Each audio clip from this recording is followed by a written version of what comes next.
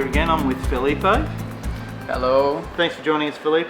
Thank you so much. Now, Felipe is a process engineer, and I've had him sit down before we started recording. He went through all the different footage and all the information that we recorded and provided for him of each type of LED light, halogen light, light bar, 9-inch light, 7-inch light, 20-inch light bar, 40-inch light bar, all the different wattages, how much voltage each one used, and he's gone through and worked out what light is good for each use. And we've had the professional photographer that was on the day that filmed with the drone, and then we did it over 2 nights.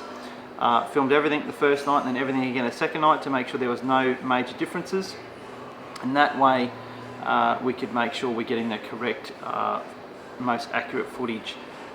We've also taken footage that was done with a really large sensor camera, a really wide open lens, and everything set to manual so that we can see the differences in all the light.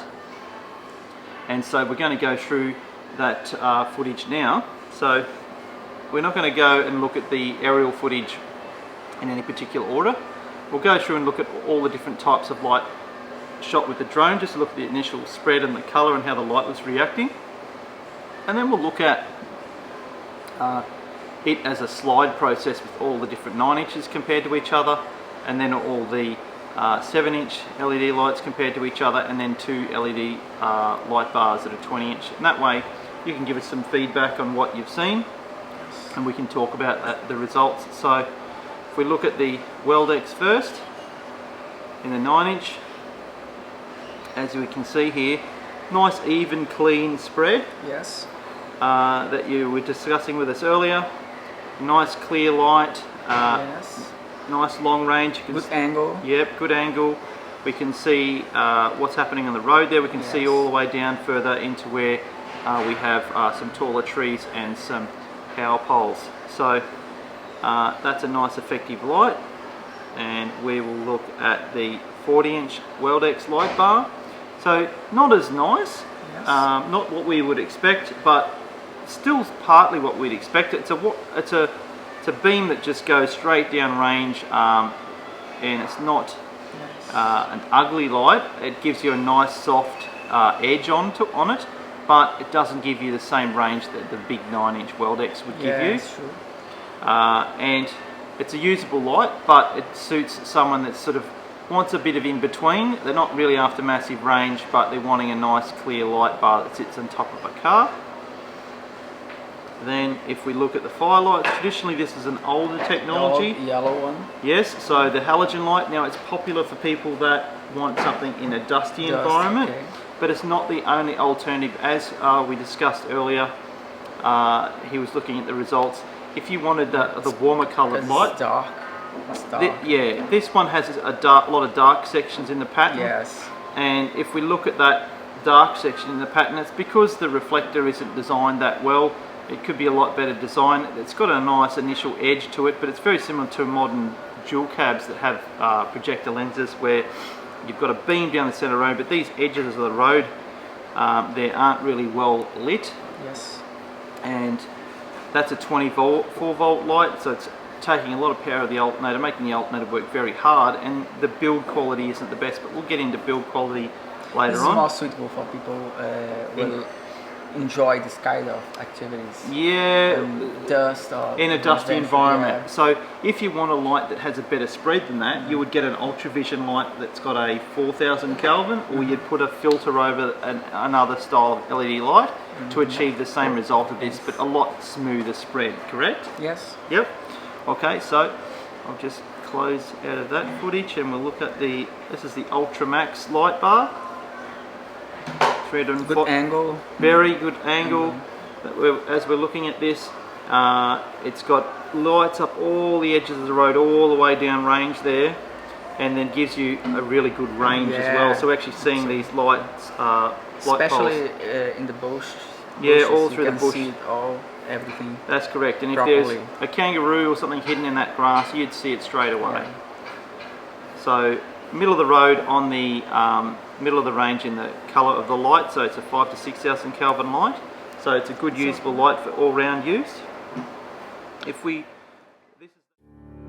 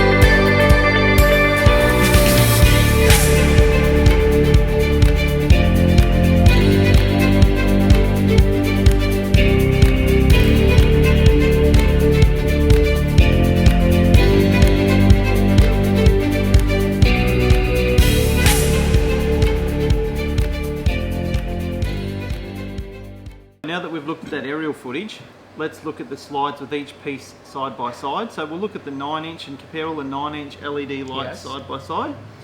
Now, what we'll look at here is, if we start from the right and then go to the left, so we'll start with the Kings. As we can see here, we can see that the light doesn't light up the trees in the background behind them poles. It's quite dark. It's dark, yeah. It's dark. So this is a zoomed in shot of what's downrange. We've cropped all the side image. So we're looking just downrange. So we've looked at the spread and what each one is like in the spread. Yeah, this is a downrange. So downrange. So from what you've assessed over looking at all the footage already before we've shot this, what did you find with the Kings? So the Kings, I think it's dark. You can see like clearly because of this. Bushes, especially because it's all about safety. And I think it's not so good for it's not as safe because you can't see. Yeah, you can see, especially if you are in a wide environment. And the second one's RV 9-inch. Yeah. Yep, the Road Vision 9-inch. Do you want to? Yeah, so the Road Vision 9-inch, it's very, very bright, as we can see here. But because it's a bluer light, we'd probably class it the same as what the Raptor 9-inch is. Simply because the Road Vision 9-inch was picking up so much dust in the air that we couldn't see as much. If you look at behind them power poles there, you can't see properly. You can't see as clearly. Especially, I think this kind of lights, Picks because up of the the brightness, they can't. You can see in a good range too. Yeah, so that's a very powerful light, and more powerful than the Raptor 9-inch, but they're about the same when you look at the effectiveness of the light and how clear you can see. One thing we need to say is that the Road Vision 9-inch, this isn't their current model. They've currently got a new one out that's just come out just after we started doing this testing, and so the new one obviously has addressed some of these issues, but we're testing the older one, so we've got to go with what we had at the time, and we've just got to be honest and fair about that and say, hey, it's not the current up-to-date light, it's just come out, we haven't got to test that, so we can't comment on that light. The Raptor 9-inch, not as bright, but a little bit more clearer because it's a little bit more warmer white light, so it doesn't pick up the dust as much as we can see. Now we move on to the Weldex light there.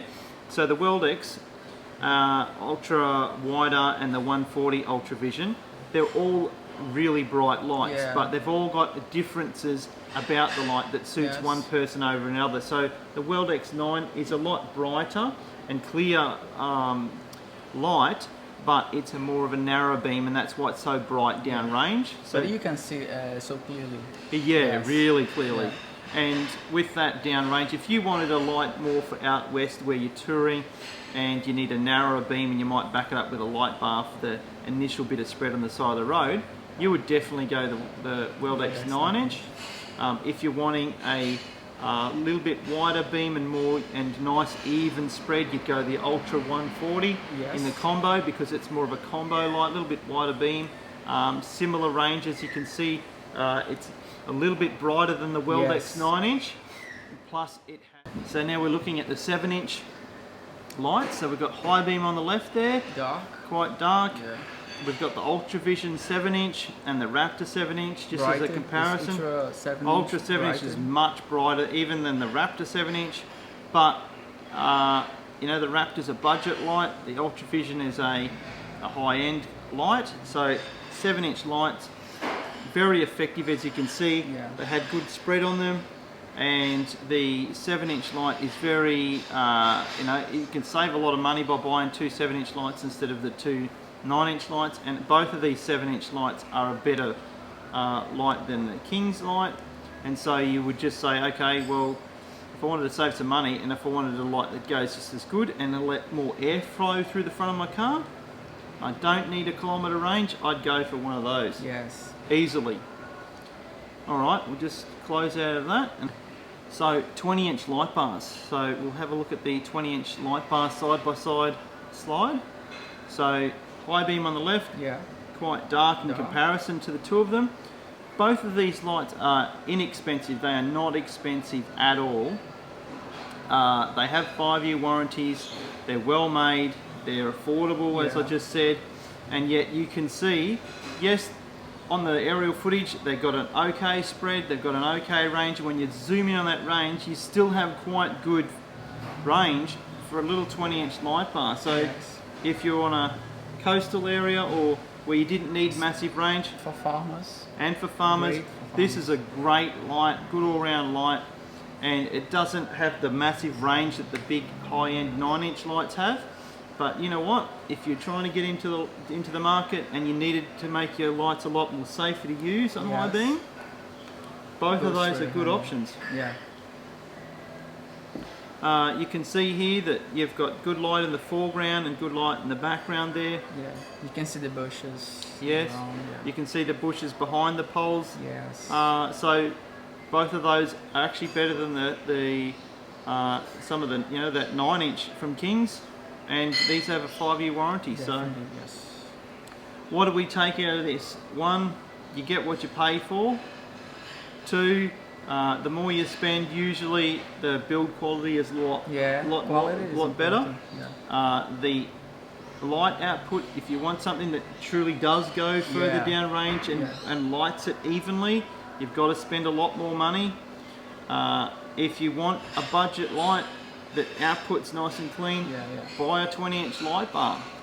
And I think it's more about customer needs and especially the safety.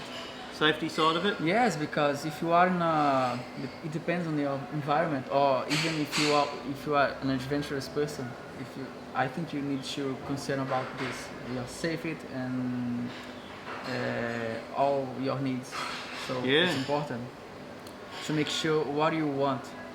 Yeah, make sure you go and do your research and look at what the specs of the light are, and make sure you get the light pattern that it gives, the width of the light, and what lux that is at, the range that the light gives and what lux that's Yes. at. And look at this footage, because it shows that yes, a light might have good range and it might say initially the spread's okay, but as you can see from some of this footage, some of those lights are genuinely bad because Yeah. the spread is so And uneven. sometimes expensive. Yeah, some of them weren't as cheap as you think, you know, like the build quality was quite average, or the amount of current draw that they pulled off the car.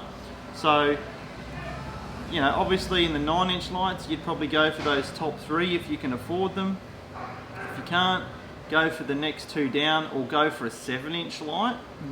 And if you're on a budget, 20-inch light bar. Yes. Get a name brand 20-inch light bar like these Road Visions, an Ultra Vision, a Raptor, and you'll get decent range Yeah, it's true. and a good spread. So next time, guys, hopefully this engineer here can give us a hand on the next video. Thank you so much, Nick. Thank you very much for joining us, Yeah. mate.